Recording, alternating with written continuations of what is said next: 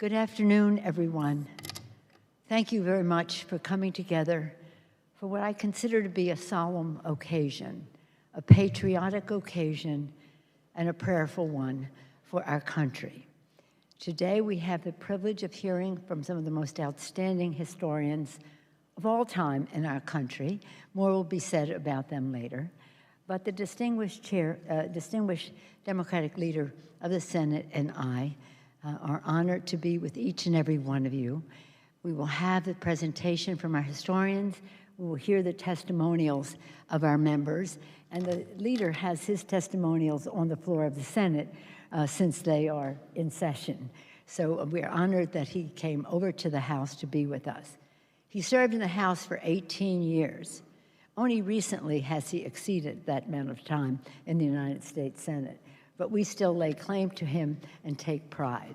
Before I bring him on, though, I want to reflect, as we all do today, on the deadly assault that was waged on the Capitol and the Congress and the Constitution 1 year ago today.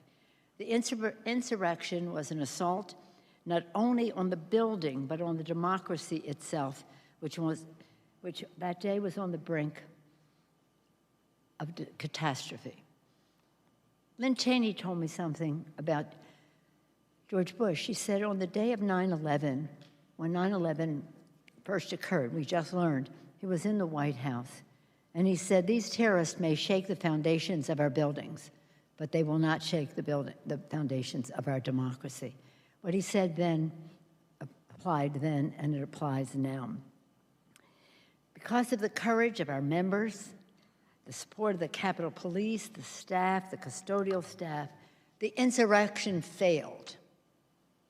Democracy prevailed. Congress returned to the Capitol that same night to accomplish our purpose, to ensure the peaceful transfer of power. 1 year later, it is essential that we do not allow anyone to rewrite history or whitewash the gravity of what took place. It is our duty to find the facts of January 6th to ensure that such an assault on our democracy cannot happen again. And it is also our duty to establish and preserve the narrative of that day. And that is what we are doing today. 1 year later, I remain in awe of the courage of all of you, our members, not only on that day, but every day since, including now, as you share reflections and preserve the truth. Let me close by, as I have done throughout the day, by quoting President Lincoln. He said so many things that were so appropriate and quoted by our chaplain earlier today at the pro forma session when she quoted Lincoln's greatest speech, the second inaugural address, "With malice toward none, with charity toward all." You know the rest. But imagine the magnanimity of it all, that the president would say that after the Civil War. In this regard, he said, "Fellow citizens, we cannot escape history. We will be remembered in spite of ourselves. No personal significance or insignificance can spare one or another of us. We hold the power and bear the responsibility. Now, indeed, we have a responsibility as daunting and demanding as any previous generations of leadership. We hold the power and bear the responsibility to save our democracy." In that regard, it is now my honor to yield to the distinguished majority leader of the Senate, and speaking on behalf of our colleagues in the House, we welcome you back to the House side.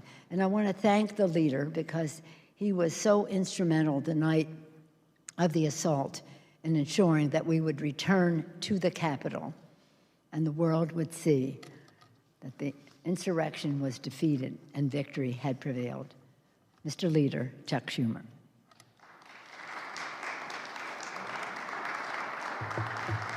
Well, thank you, everybody, and it is good to be back here in the Cannon Caucus Room. It's been redone. I hardly recognized it, but like everything else, much in the House, under the Speaker's leadership, much improved. And I want to thank her for bringing us here together for this event, and of course, our wonderful guest speakers in today's moderated discussion. Now, we all know today is an important but sad day for all of us here at the Capitol, and indeed for our entire country.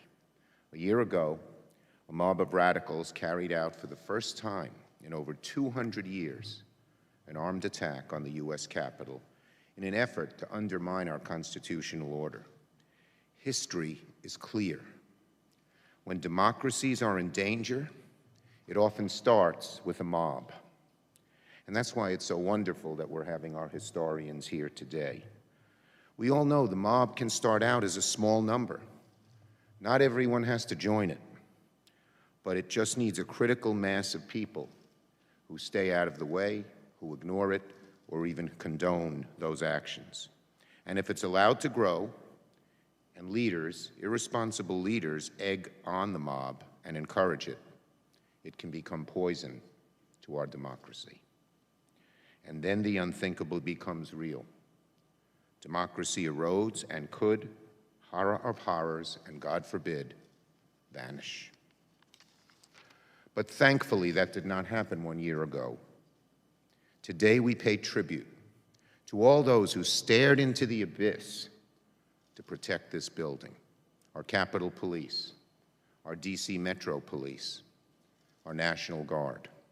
And we also thank the unsung heroes who came into this building hours after the attack to heal, repair, and make whole what the rioters tried to tear down.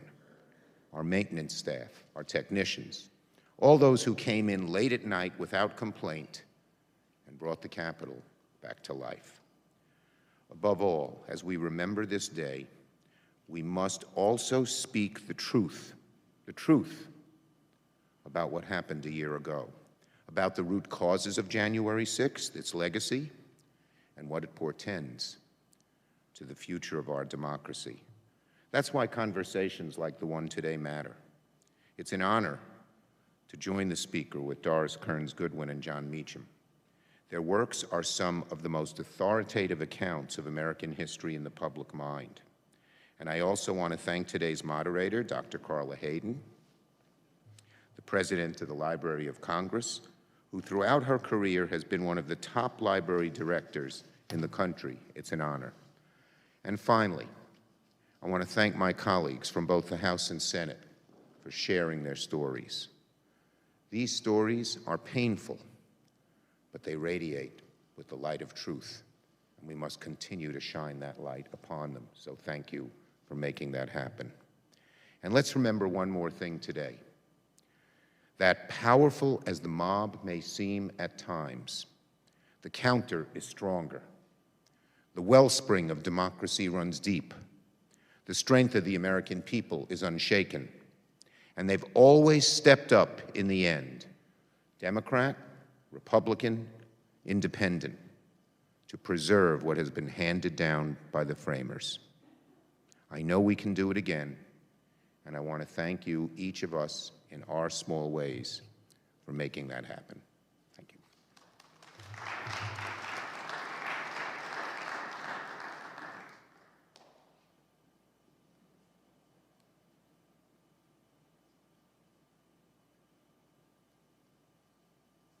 Thank you very much, Mr. Leader, for your very profound words and for your speech on the floor of the Senate today as well, sharing your experiences of that day. That's so important, and that's why we're very excited to hear the testimonials of our members following this moderated conversation. To begin the conversation, we're privileged to have a contribution from one of the great creative talents of our time, Lin-Manuel Miranda. May his beautiful words be an inspiration to us. Among the words he said and in the music, we'll make it right for you. If we lay a strong enough foundation, we'll pass it on to you and we'll give the world to you. Lin-Manuel and his father and the Hamilton singers whom we'll hear from said that they were all very honored to be asked to participate today. Call your attention to. A new year brings hope for the future, new energy to face the tasks ahead of us, and a renewed promise to strengthen the foundations of our democracy. We are all stewards of the American experiment, working to pass down to our children and our grandchildren a more perfect union that treats all its citizens with fairness and equity. We should never take our rights and liberties for granted, and we must remain committed to finding a way forward together. That's what I wrote about in the song Dear Theodosia from Hamilton.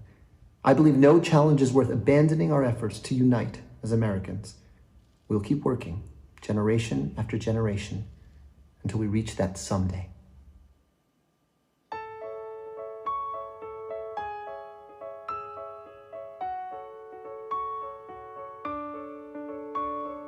Dear Theodosia, what to say to you? You have my eyes, you have your mother's name. When you came into the world, you cried, and it broke my heart.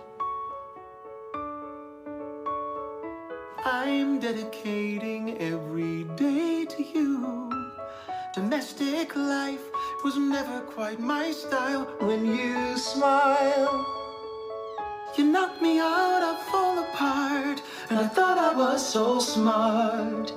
You will come of age with our young nation. We'll bleed and fight for you. We'll make it right for you. If we lay a strong enough foundation, we'll pass it on to you. We'll give the world to you, and you'll blow us all away. Someday, someday. Yeah, you'll blow us all away. Someday, someday. Oh, Philip, when you smile, I am undone. My son, look at my son. Pride is not the word I'm looking for. There is so much more inside me now. Oh, Philip, you outshine the morning sun. My son, when you smile, I fall apart, and I thought I was so smart. My father wasn't around. My father wasn't around. I swear that I'll be around for you. I'll do whatever it takes. I'll make a million mistakes. I'll make the world safe and sound for you. We'll come of age with our young nation. We'll bleed and fight for you. We'll make it right for you. If we lay a strong enough foundation, We'll pass it on to you. We'll give the world to you, and you'll blow us all away. someday, someday. Yeah, you'll blow us all away. Someday, someday.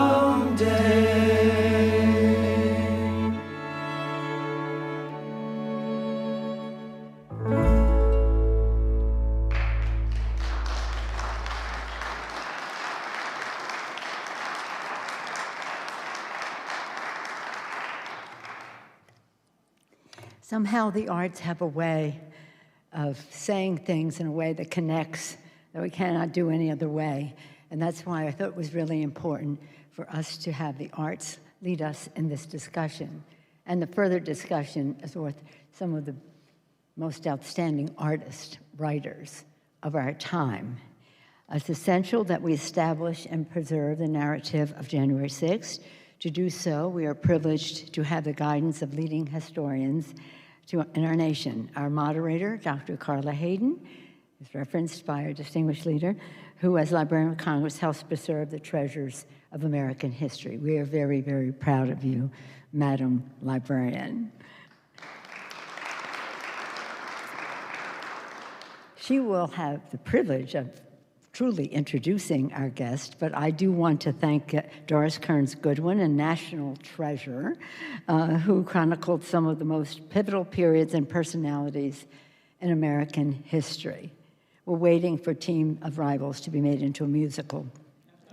Doris Kearns Goodwin, thank you for being with us. And John Meacham, whose brilliant writing has informed and inspired millions, and we're grateful to him for the beautiful book he wrote about our colleague, John Lewis. Thank you for being with us, and thank you for informally advising our President of the United States, Joe Biden. Thank you, John Meacham. Their wisdom will serve our Congress and the country because, as we know, as Lincoln told us, and as we just all know, the stories connect, and they will tell the story, the narrative of America and the place that January 6th fits into that. And we will work to preserve the full, true history of that day. With that, I'm very pleased now to invite our guests to the podium and first yield to the Distinguished Librarian of Congress, Dr. Carla Hayden. Steny and I take special pride in Carla Hayden because she's the librarian from the Baltimore Enoch Pratt Free Library, a leader in the Maryland community of thought. And I, again, was so thrilled when she was named by the President Obama to be the Librarian of Congress, because I know she was a leader in the library community, the head of the whole thing, springing from Baltimore, Maryland, and now the head of the Library of Congress, Carla Hayden. Thank you, Carla.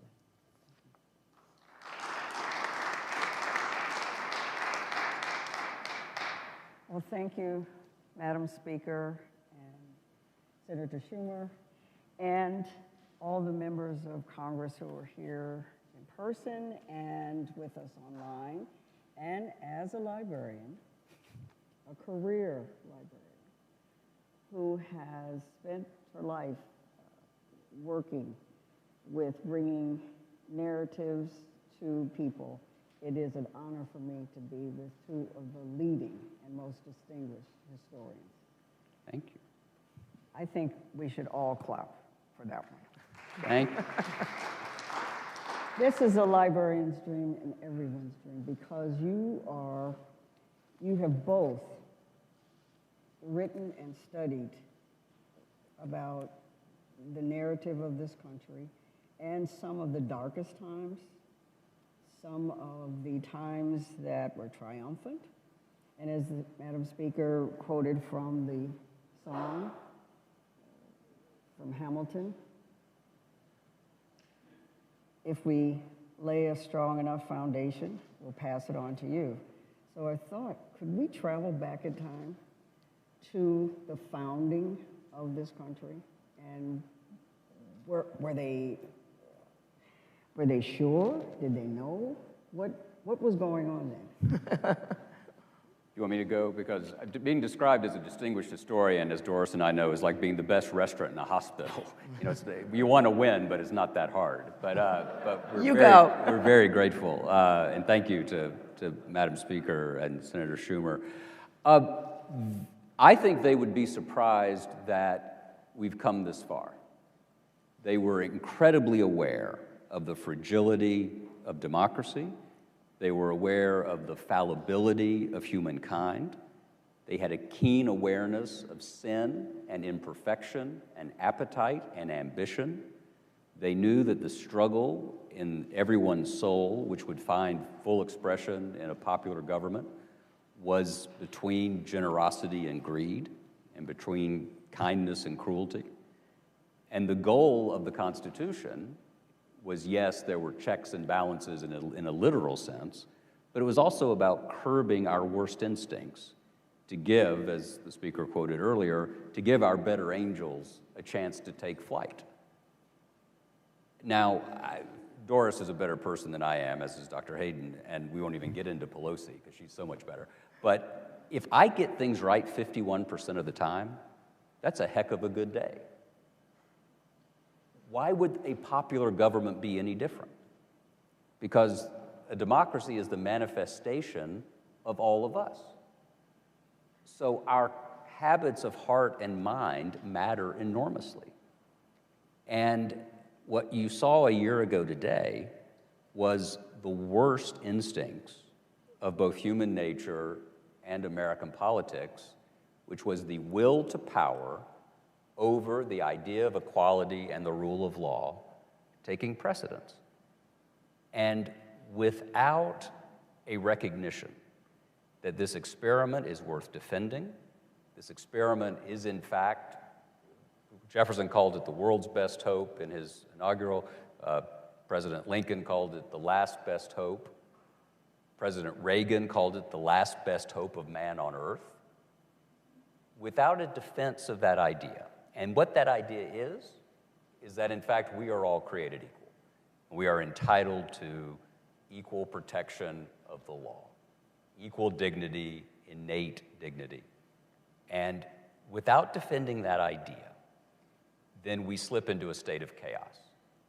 And what Doris and I are lucky enough to do is to find examples where those better angels have prevailed. And it's always a close-run thing, right? There's never a landslide for the good guys. There's just not. Moses said, remember the days of old, remember the years of many generations, ask thy fathers and they will tell thee, thy elders and they will show thee. Gospel of St. John said, ye shall know the truth and the truth shall make ye free. And what does truth mean in Greek? It means unconcealed. There is a fact, there is a truth, and that when the scales fall from our eyes, there is a reality. And the reality of American life is that we have to defend this experiment. Doris, you have written about the moment that George Washington at the founding, and he had an opportunity to become a different figure than we know him. You know, I mean, it's really interesting, I think, when you think about George Washington and what might have happened to this country. All he had to do after the revolution was won was to take power, which many people wanted him to do. There was, in fact, a mutiny before when the soldiers weren't being paid. Hold on a second. And they said to him, you got to take over. We need that.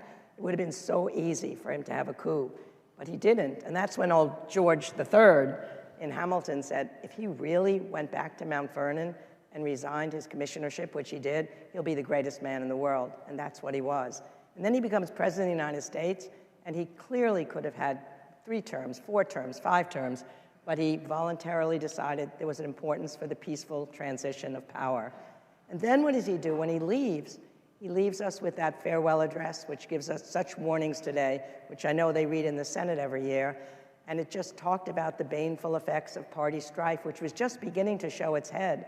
And he understood that if that happened, and people in different parts of the country began to see each other, not through their mutual affections, but through almost their lust for power and their desire to somehow abuse it at times, then the whole experiment would fall apart. And then I just sometimes think about how you say how we didn't know what we were doing then.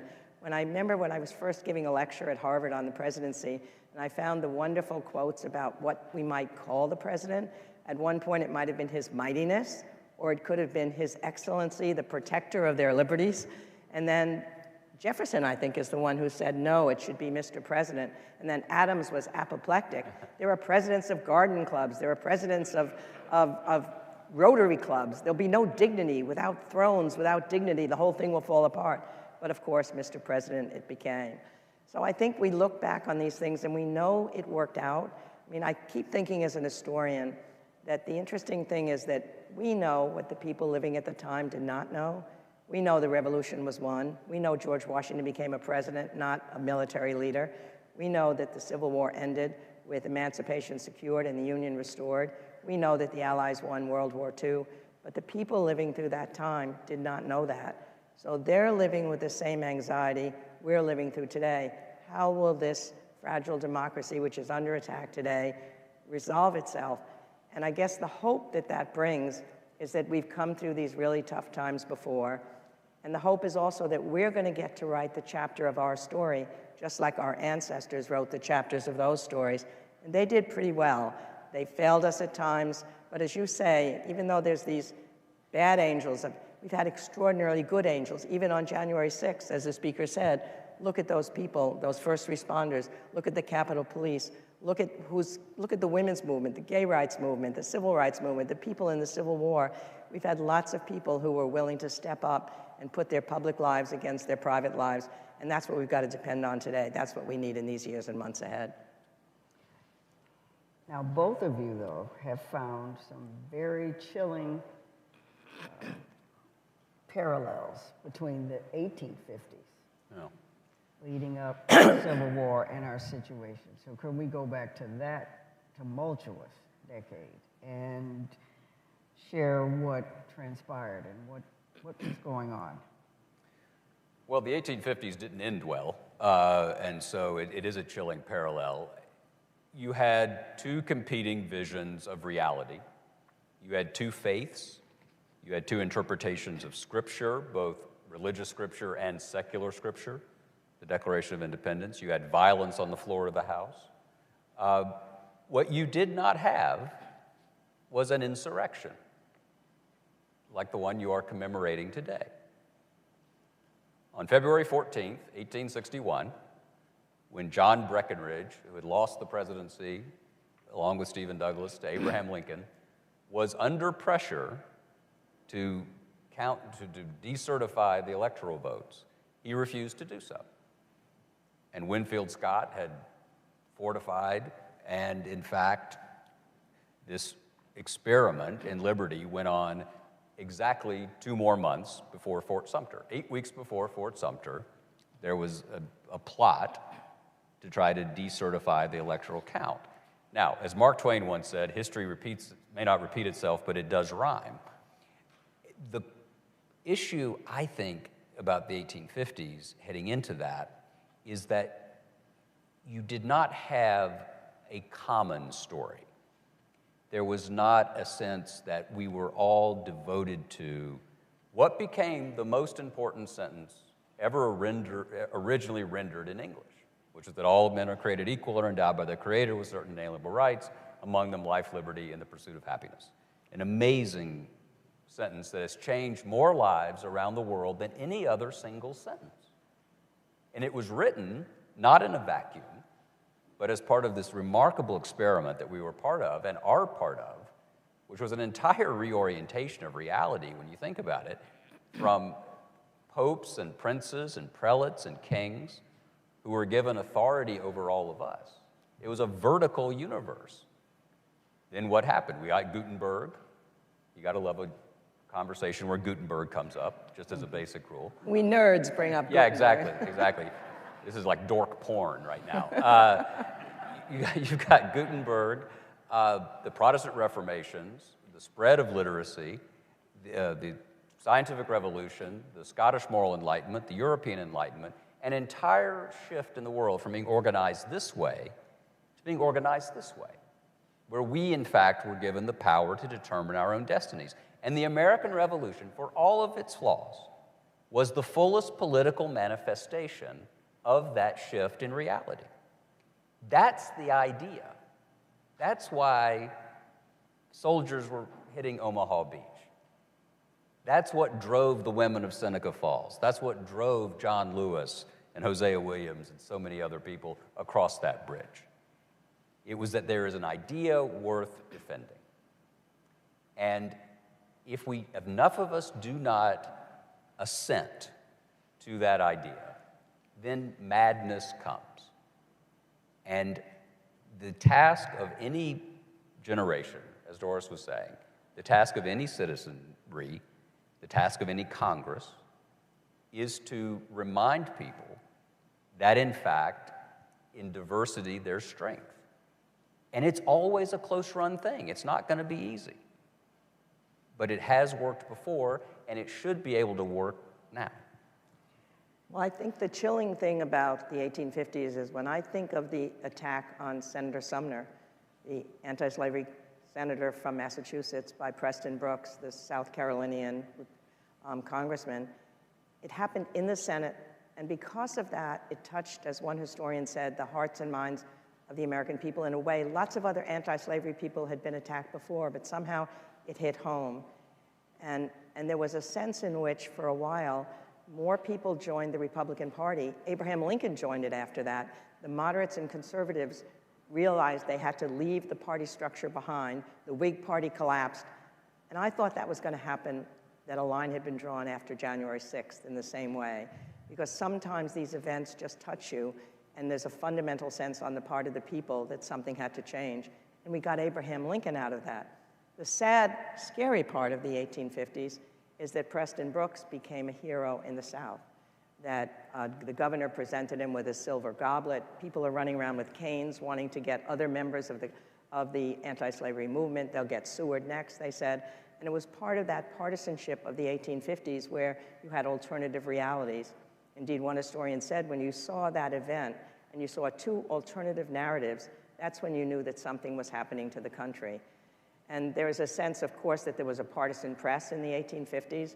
You know, when Lincoln would be in his debates with Stephen Douglas, and the Republican paper would be reporting on the very same debate that the Democratic Party would be reporting on, when they report on the Lincoln part of it, they say he was so triumphant, he was carried out on the arms of his supporters.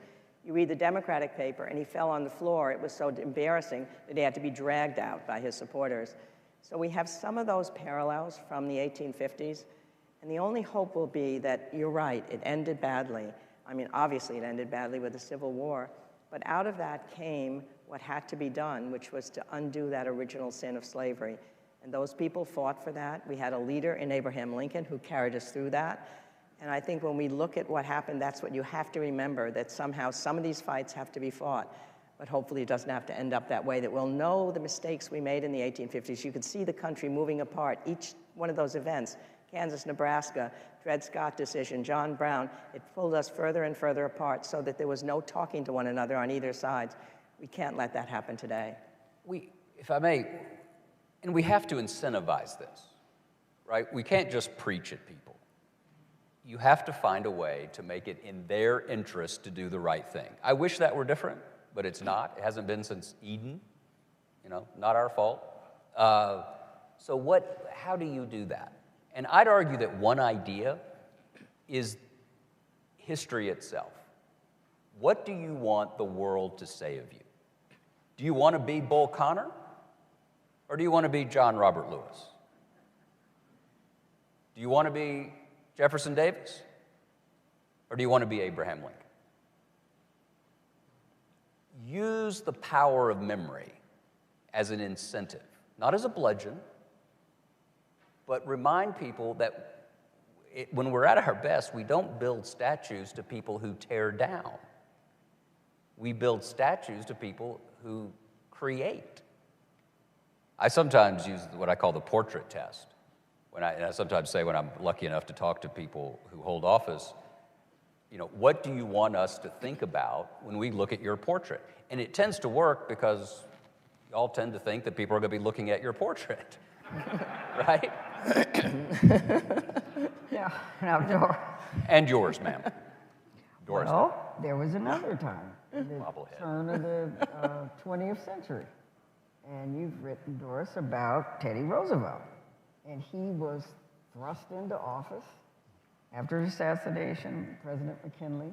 And we don't often focus on that, but there were some similarities there. Yeah, I think in many ways that the turn of the 20th century has more echoes for today than almost any other time. I mean, just think about it. The Industrial Revolution had shaken up the economy, much like globalization and the tech revolution have done today. It was the first time you really had a gap between the rich and the poor. You had people in the country feeling suspicious of all those people in the city. You had a sense of lots of immigrants coming in from abroad and an anti-immigrant philosophy that was developing. You had a whole bunch of new inventions, the telephone and the telegraph, that made some people feel life is moving too fast. We've got to go back to an earlier way of life. And Teddy Roosevelt warned at that time that the real problem for democracy, the threat, would be if people began regarding each other as the other rather than as common American citizens. If people in different sections had a class hatred for one another. So that he saw, I think, what we're feeling today, but what did he do about it? He argued that there should be a fundamental fairness in the country, a square deal for the rich and the poor. I don't know where my voice has gone. I've been talking too much. Never. No. A square deal for the rich and the poor, the capitalist and the wage worker. And then he went around the country in a train, 6 weeks every spring, 6 weeks every... Can you still hear me even if I'm talking like this? I normally have a low voice, but now it's gotten really low. So anyway, 6 weeks in the spring, 6 weeks in the fall, and he gave the same message all across the country. And then as the train would go away, he would stand there waving for hours at people who had just come to see him on the railroad track because he was the president who was trying to get a common American spirit going. And at one point, he was waving very frantically at a group, and he was getting a rather cold reception until he was finally told that because of his nearsightedness, he was waving frantically at a herd of cows. No wonder that he didn't get a response. But I think somewhere there's something that we can learn from that somehow recreating those feelings. He said that fellow feeling. What is fellow feeling that we have for our fellow American citizens? It's an empathy, it's an understanding, it's the human quality we need to listen to other people, to empathize with people for whom fate may have dealt an unkind hand like for us, and to be able to, in a certain sense, just understand their point of view. And that's what I think we need our leaders to do, to get out of Washington, to get back not only to their own districts, to go to other places. I dream about a public service program, a national service program, where kids from the country could go to kids in the city and spend a year in a common mission that they would be able to fulfill so that they're learning what it's like to live with other people. If there's any way I could feel that that could happen. I know we've got pieces of it in the Teacher Corps, and we've got pieces of it in what was the Peace Corps, but there's something about bringing people from different parts of the country together with a common mission for our country. The military does it. No wonder, I remember reading that 75% of the military, of congressmen and senators in like the 50s and the 60s were members of the military. They knew what it was like to have a common military mission, so they knew what it was like to have a national mission, and little wonder we had bipartisanship in those days. So somehow we've got to figure out a way to listen, to empathize, and that's what old Teddy Roosevelt was able to do pretty well. Can I say, I should also report, Twitter has had a lot of impact on our lives, as we know, but it is the author of one of the greatest things, I think, said in our time, which is that if Mr. Rogers and Doris Goodwin had had a one-night stand, I would have resulted. And so I want to insist on that and make sure. He's my son, really, in sure, fact. I'm glad you said that. Make sure Mom's okay. I left my sweater outside. But you know, the speaker talks a lot about narrative and fact, reality. And there's a tendency, a human tendency, to want the past to have been simpler. That's understandable, because our own ambient reality is difficult, because it's our reality, it's the problems of our time. But there was never a once upon a time in American history, and there's not going to be a happily ever after. This is an unfolding job. I don't need to tell you all this. You signed up for it. You put yourselves forward. You put yourself in the arena. You are here to do this, to govern in an imperfect world. And you know that. This country, as we know it right now, is about 56 years old. Bear with me. The first actually integrated national election in American history was 1968, 52 years ago. The Immigration and Nationality Act, signed by President Johnson, and the Civil Rights Act in 64 and the Voting Rights Act in 65, transformed the country. So we are a pretty young nation when you think about the actual electorate. So when you go back there and you realize that in 1968, how did that year go? It began with Tet, which brought Gene McCarthy into the race. It forced Lyndon Johnson out of the race. He gave the speech saying he would not be a candidate on the last Sunday in March in 1968. That same Sunday morning, Martin Luther King preached at the Washington National Cathedral. He quoted Theodore Parker saying, "The arc of a moral universe is long, but it bends toward justice." 4 days later, he'd be shot to death outside room 306 at Lorraine Motel in Memphis, Tennessee. The country erupts in riots. 6 weeks after that, Senator Kennedy is killed in Los Angeles. 6 weeks after that, the Chicago Democratic National Convention descends into chaos and violence. And on Election Day, 1968, Richard Nixon wins narrowly over Hubert Humphrey, but George Corley Wallace of Alabama carried 13.5% of the popular vote and 5 states on an explicitly segregationist platform 50 years ago. So let's tap the brakes on nostalgia. 100 years ago, the woman who was second in line to the presidency of the United States could not vote until the 19th Amendment. The Ku Klux Klan was refounded on the Saturday after Thanksgiving in 1915 at Stone Mountain, Georgia, as an anti-immigrant, anti-Semitic, anti-black, anti-Catholic institution. 2 to 6 million Klansmen joined. There were 30 members of the House who were members of the Klan, about 10 senators. The governors of 5 states were members of the Klan 100 years ago, Georgia and Texas, also Indiana, Colorado, and Oregon, 100 years ago.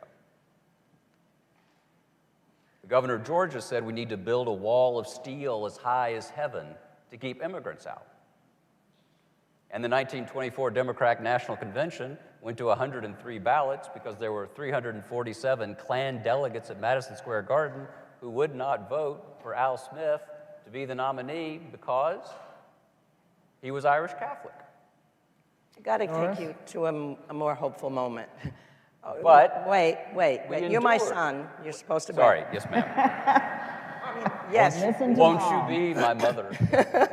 Once you look at, just think, for example, you look at a decade like the 60s, and you know how it ended, as I said before, and you feel sad about that decade. Extraordinary things happened in that decade, right? In the middle of that decade, you take Lyndon Johnson comes into power, the man that I knew very well, and for whom I feel still an enormous respect. And I think historians will accord him the respect that he deserves, despite the war in Vietnam, which will always be a stain on his legacy. He comes into that presidency in the middle of that decade after John Kennedy is killed, and he makes civil rights, the passage of that bill, his first priority. And his advisors say, you can't do that. You can't do that. You only have a certain amount of currency as president, so you can't spend it on this. Then he famously said, and what the hell is the presidency for? And then he somehow, with the civil rights movement having given him the strength to do it, he gets that civil rights bill through the Congress. And that changes the face of America. Segregation is ended legally in the South. And then they think they have to have another year before they can get voting rights because they have to absorb the civil rights thing. And then the Selma demonstrations take place. This is how change takes place in this country. When an outside movement creates the social conscience and changes public sentiment, then the inside channels of power have to mobilize at that moment. That speech that he gave to the joint session of Congress, I was listening to that speech when I was a Harvard student, and there was Lyndon Johnson, who I was in the anti-war movement, who later I would think I could never have been for, and then eventually ended up working for him. There was Lyndon Johnson talking about the fact that he said, I speak tonight for the dignity of man and the destiny of democracy. You know, at times, history and fate meet at a certain time at a certain place. So it was in Lexington and Concord. So it was at Appomattox. So it was last week in Selma, Alabama. He understood that what John Lewis and the fellow foot soldiers had done in that bridge by turning their backs against a brutal attack against them, that the consciences of the country had been changed, and it was time to move for that. And then he went on to say that this is not a Negro movement, not a white movement, not a Northern movement, not a Southern movement. It is not a moral challenge because it is simply wrong to deny your fellow Americans the right to vote. And then he went on famously to say, and even if we do that, there's still a long way to go, but if we work together, we shall overcome. The outside movement meets the inside power, and change took place. And at that same time, in those same months, you get Medicare, Medicaid, aid to education, NPR, PBS. So we have to remember that in those hard moments, that decade, we look at it and we think, oh my God, it ended the way you said. But in the middle, all of that happened. And I must say, just on a personal note, if I'd ever imagined, as I was listening to that speech with my friends, and we were all in tears by the end of that We Shall Overcome speech, that I'd end up 3 years later working for Lyndon Johnson, or more importantly, that 10 years later, I would meet the man, Richard Goodwin, who crafted those words, and that he would become my husband of 42 years before he died a couple years ago. So that moment means so much to our country. It was the crowning moment of Lyndon Johnson's life, of my husband's life, and I think even though you're absolutely right, my son, in understanding that these things have been really difficult, we have to remember those moments in time when things worked, because otherwise that's our responsibility as historians to tell us where things were tough, but to always tell us how people stood up and we can do it again. Because otherwise, you got to believe we can. We have to believe we can't allow ourselves to not feel that sense of agency that we still have to make these things different. I think. Absolutely, and the way the 20s ended, with terrible economic depression, but Franklin Roosevelt. Right, FDR comes along. Who stands on the, who says on the East Front, the only thing we have to fear is fear itself. There's hope in history. There is hope in history, absolutely. There's also fear, and that's what life is. And we have to remind ourselves, I believe, the story we have to tell ourselves is that we can overcome. Right, exactly right. And FDR, because when he came in, it was pretty shaky then, right? Yeah, and just think about FDR and what he faced when he came in. I mean, he said he was possibly thought in February before March that the whole house of cards might collapse before he could even take the inaugural oath. And somebody said to him, if your new program works, you will be the greatest president in history. If it doesn't work, you'll be the worst president in history. He said, no, if it doesn't work, I'll be the last president in history. That's how fragile things were. And then somehow he gets to that inaugural, and it's not just the fear, there's nothing to fear but fear itself. What he does is to tell the people, this is not your fault, what's happened. It's been a failure of leadership, and I'm here to provide that leadership. I will treat this as if we were at a war against a common enemy. This is what I wished had happened with COVID, that it was a common enemy that we should have been a war against as a whole people. And he said that I will do whatever is necessary to bring jobs to the American people. And that contagion of confidence that he had was so great that all of a sudden there's headlines, we have a leader, the government still lives. But my favorite story is there was hundreds of thousands of letters who were written into Franklin Roosevelt after that. And my favorite came from a man who said, I've lost my job, my wife is mad at me, our roof fell off, my dog ran away, but everything's all right now because you are there. It's the mystery of leadership that somehow when people are ready for common action, he provided that common thing. And then what happens? The banking crisis gets solved. At that point, people couldn't get their money out of the banks. You had people who were hungry with no safety net. You had 1 out of 4 people out of work. You had millions having lost their homes and farms. And yet he started the New Deal going, and eventually things began to develop. And then that's the generation that becomes the greatest generation for World War II. So again, it's one of those moments in history that could have gone in a very different direction. We were lucky enough to have people that were strong enough and resilient enough, and a leader who was able to lead us through. And again, history will tell us we can do it again. And so, this day, and at this point in time, and as historians, and you have spent your lives, basically, putting the narrative together, moving it along, what do you think about where we are now? You go first. We don't know. This is a chapter. It's not the end of the story. And if it is the end of the story, then we have failed in a way as a people that the world will forever condemn. To lose this, as the song says, to lose this gift through selfishness and a greed for power, for an autocratic impulse, would be beyond tragic. I don't believe that's going to happen, but I believe we're as close to that as we have been since Sumter. We have something like, I don't know what the number is, but almost half the country, let's be honest, right? This is about truth. Almost half the country disagrees with a very good bit of everything we've said the past few minutes, right? They think somehow or another this is a partisan undertaking. I'm not a Democrat. I'm not a Republican. I'm George Bush's biographer, and I try to help Joe Biden. You figure it out. What I believe in is the country, and I believe in this experiment. And I believe it's the best chance we have, as Lincoln said, that we can give everyone an open field and a fair chance for our industry, intelligence, and enterprise. January 6th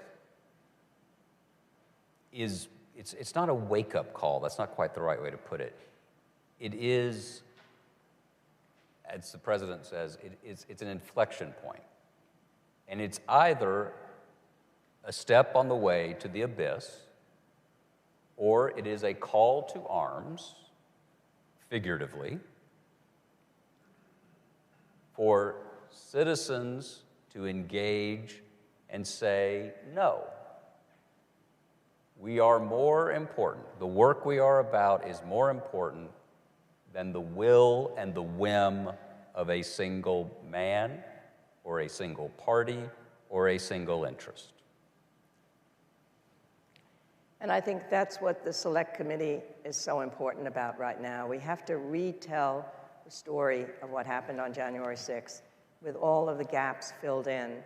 And again, I just have a fundamental belief that if that story is told in its fullest, as I think it will be in these weeks and months ahead, as we get more information, as we get more testimony, as the public hearings are beginning to be held, that we can retell it in the way of what really happened. And I do believe that a line will be drawn, that maybe it's 50-50 now, maybe it gets to be 55-45, maybe it gets to be 57 more, that if more people can be persuaded that this cannot happen again, and that what happened not only to prevent it from happening again, but to deal with what's going on in the country that made this possible to happen, we've got to somehow believe in the fundamental fairness of the country. They came through before.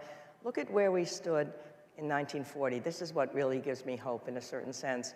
When you think about what Hitler was doing, marching through Western Europe in the space of a week, and then in a couple more weeks, France falls as well. America stood only 18th in military power at that time. We became 17th when Holland surrendered to Germany. And yet somehow there was isolationism in the country. There was a real worry. Would we be able to stand up to what fascism represented? Democracy was too slow. We were too soft. And yet once that challenge was really there, we met it. And I think about what happened is, you know, Democrats came together with Republicans. Business came together with the government in a way that they'd been fighting during the end of the New Deal. We were able to produce a plane every 4 minutes, a tank every 7 minutes, a ship every single day. We did that. We can do that again. There just has to be that sense of what you're saying. There has to be a belief of where we're going right now. This is, in my lifetime, this is the hardest moment for democracy. It may not be in the country. It may not be as bad as it was in 33. It may not be as bad as it was in 61, in 1861, or in 1940. But it's the hardest thing in my long lifetime. So we have to recognize how deep that challenge is and not sugarcoat it. That's one of the things Lincoln would say. Yeah. But on the other hand, recognizing it and knowing that we've got another chance now to retell this story of January 6th, and not just what happened, but what we need to have happen from now on. I think it's giving us a chance again that we had last year. We didn't take advantage of it because somehow the alternative narrative got developed. But I think it can come back again because it's there. It's the truth, as you're saying. And I just want to say thank you to all of you because you're standing in the breach at democracy's hour of maximum danger. And democracy is incredibly counterintuitive. Look, if this were easy, the whole world would be doing it, right? This is incredibly difficult. And yet, no more important words in American history than "and yet." There is hope. I think there's hope in the young people. Just think about how many people voted in this last election. Think about how many more women have gotten into politics than ever before. And maybe that's what you as politicians who are here, believing in the vocation of politics, spreading that word among young people. We have to get young people to trust in government again. We've got to get people at local, state, and national level to begin to feel a sense that they can actively influence what's happening. And you guys are doing it already, you women and men. And somehow, I think if we can just make young people feel again, which I think they're beginning to feel, they care about the environment at a deep level, they've been active at local levels, and I think we've got to look to that younger generation, those of us who are older, to carry forth that belief that politics, I still think it's the greatest vocation. I think, I look back on the people who've chosen to make public life over their private lives in a certain sense. There's a great honor in that. You should be proud of it. I agree with what John's saying. And we just have to spread that word among other people and get more people involved in politics. At a very time when it may seem like the last thing they want to do, it's up to us to tell them, we as historians, you as the activists, how extraordinary a career it is. You know what it's like to feel this way, and I think we should honor that. Churchill once said that the future's unknowable, but the past should give us hope. It's just the present we have to get through. You're giving us hope. And he was sure how he would be remembered by history because he was going to write it. That's right, that's right, that's right. But I think if I could just add one more thing, I think when you were talking before about what people should be thinking about their own portraits, what you really hope for people in politics or people in any field is that the ambition for self becomes an ambition for something larger. And I don't know when that happens in a person. It sometimes happens young. It did with Abraham Lincoln. Usually after the portrait is hung. That's too late. But I think with Abraham Lincoln, it happened when he was 23, the first time he ran for office.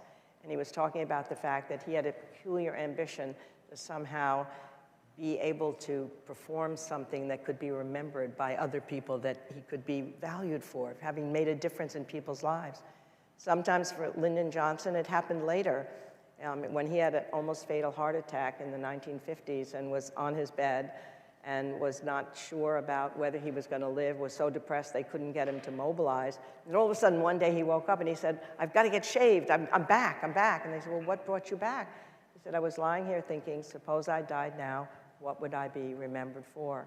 And then he went for civil rights in the Senate, and then he went for civil rights as a president. And I think that matters when that turn takes place. And we just got to hope in young people that they understand that it's not just the ambition for yourself, that it's an ambition for something larger, and then we can feel a part of a common good.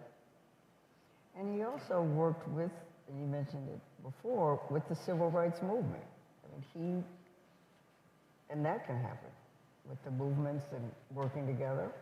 Well, that's the way history happens when the voices of the many attract the attention of the powerful few. I mean, you all know that in your lives. No, exactly right. I mean, that's, when Lincoln was called a liberator, he said, don't call me a liberator. It was the anti-slavery movement and the Union soldiers that did it all. All that change always comes from the ground up. I mean, the progressive movement was in the cities and states before Teddy Roosevelt comes into power. The Settlement House movement, the Civil Rights movement is there before Lyndon Johnson, and the women's movement and the gay rights movement, the environmental movement. So again, that's where we have to just hope that that arousal of citizen involvement can then begin to push us to do something at the federal level. I think one of the key points in a democracy, and I think this is 250 years of our history and also in various other countries, you all tend to be far more mirrors of who the country is as much as makers, right? I mean, that's what a popular government is. This goes to Edmund Burke. You owe us not just a reflection of the will of the people, but your best judgment. But that's a very interesting and fluid dynamic. And that's why this is not just on you. It's on all of us. And to keep playing the pronoun out for a second, it's why it can't just be about him. This is about our future, and all of us have a responsibility to remember that a more perfect union is about we the people, not about a single person. To the audience and everyone with us today, all three of us are wearing something. Doris and I were wearing pins, and John's case, cufflinks. Right. I was going to wear a pin, but Doris wouldn't let me.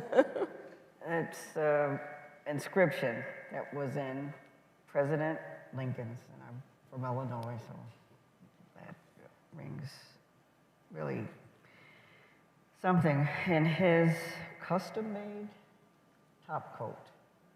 Brooks Brothers. And he wore it a lot, as Doris says in Team of Rivals. And he was wearing it the night he was assassinated. And it said, "One country, one destiny." encapsulates it all. Now, John, you also had something to say about your cufflinks. Well, yeah, I'm not wearing the specific ones. I'm wearing these because they're George Herbert Walker Bush. And I thought, particularly since we're in the House side, the gentleman from the 7th District of Texas from 1966 to 1970, who is a great example, I think, of everything we're talking about here. Someone who opposed the Civil Rights Act in 1964 when he was running for the Senate in Texas, but in 1968, when he was here, voted for fair housing. And I think in an interesting way represents the best part of politics, which was that it mattered to him what he did with power once he had it. And he was an imperfect man who left us a more perfect union. And I don't want to drag you all into my imperfection, but we are an imperfect citizenry, and our task has to be that more perfect union. One country, one destiny. So we will end on a note of hope. Is the foundation holding? If you stand watch, we'll be good. It's because of all you all. I mean, you're standing in the breach. This is incredibly difficult. This is a battle, not the war. It's a chapter, not the story. So, God bless you. Thank all of you.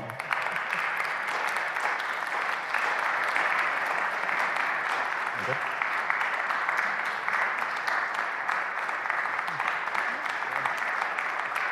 Ma'am.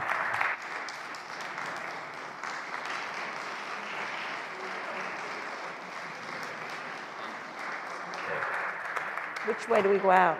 Go that way. Yes, sir. Mom. Thank you, Carla. Wonderful. Thank you, Doris. Thank you so much.